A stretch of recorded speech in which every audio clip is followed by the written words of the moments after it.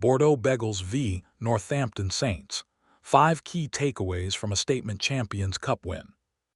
Union Bordeaux-Bègles delivered a ruthless reminder of their Champions Cup credentials with a commanding 50-28 victory over Northampton Saints, a Pool 4 clash that was effectively decided by overwhelming forward dominance and clinical finishing from their marquee performers.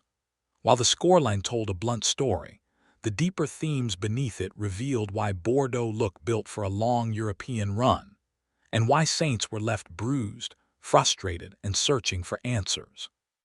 1. The top line. Bordeaux won this long before the whistle. The headline numbers were brutal, but the manner of Bordeaux's win was even more telling. This was not a chaotic shootout or a case of Saints being caught on a bad day. It was a systematic dismantling, driven by dominance at the set piece and relentless pressure that eventually shattered Northampton's defensive framework. Salesi Rayasi set the tone early, ghosting threw off a perfectly weighted pass from Matthew Jalabert after 6 minutes. He added a second midway through the first half and completed his hat trick just 60 seconds into the second period, at which point Saints' resistance visibly crumbled. There were moments of resistance, most notably Henry Pollock's sublime chip-and-chase try, but they served more as fleeting interruptions than genuine shifts in momentum. Bordeaux's forwards simply strangled the contest, allowing the backline to feast once space inevitably appeared. Cameron Woki's hat trick, including 2 tries inside the opening 5 minutes of the second half, slammed the door shut. Jalabert's own try on the hour was the final flourish, a performance that felt like a direct message to Fabien Galthié ahead of 6 Nations selection discussions.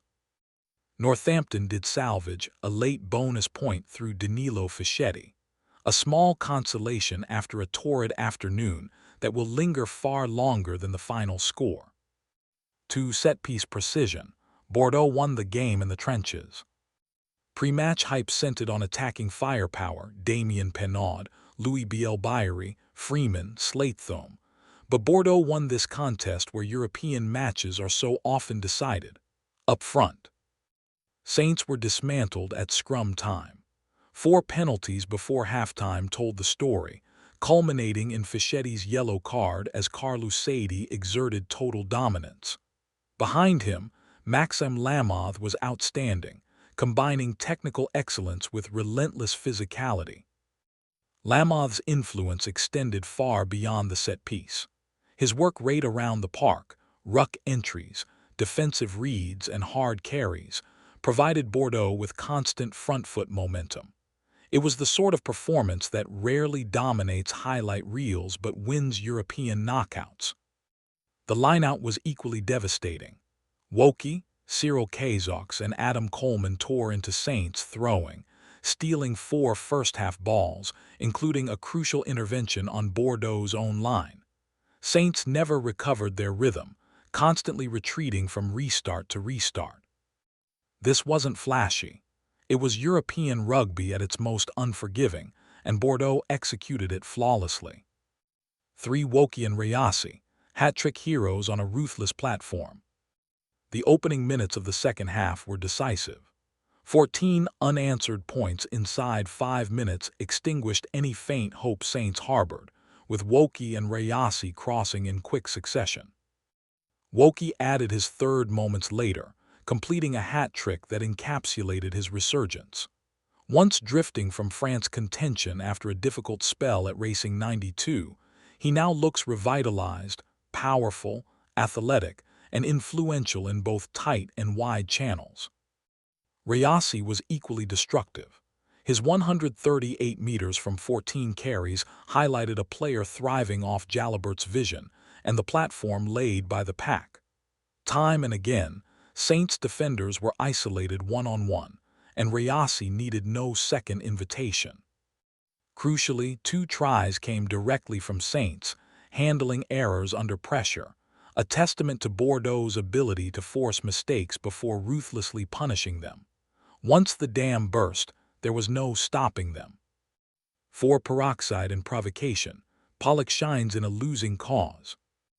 If Northampton had one player who emerged with credit intact, it was Henry Pollock.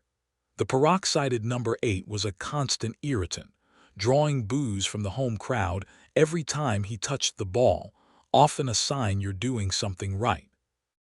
Pollock's try was a moment of genuine class, a perfectly judged chip and chase that showcased why he is regarded as one of England's brightest prospects.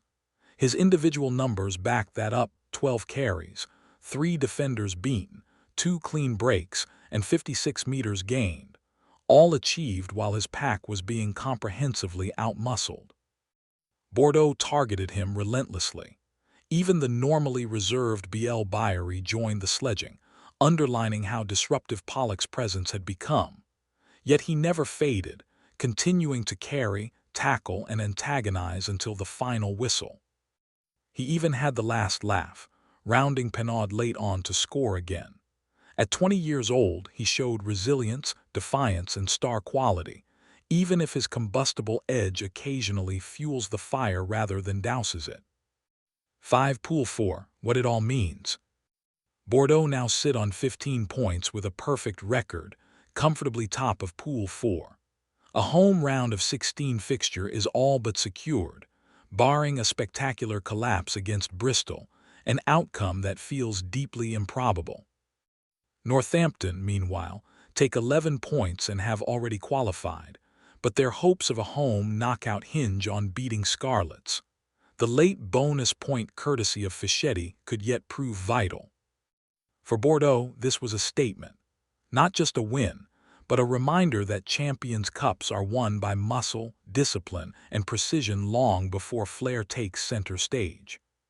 For Saints, it was a harsh lesson, one they will need to absorb quickly if they are to go deep in this competition.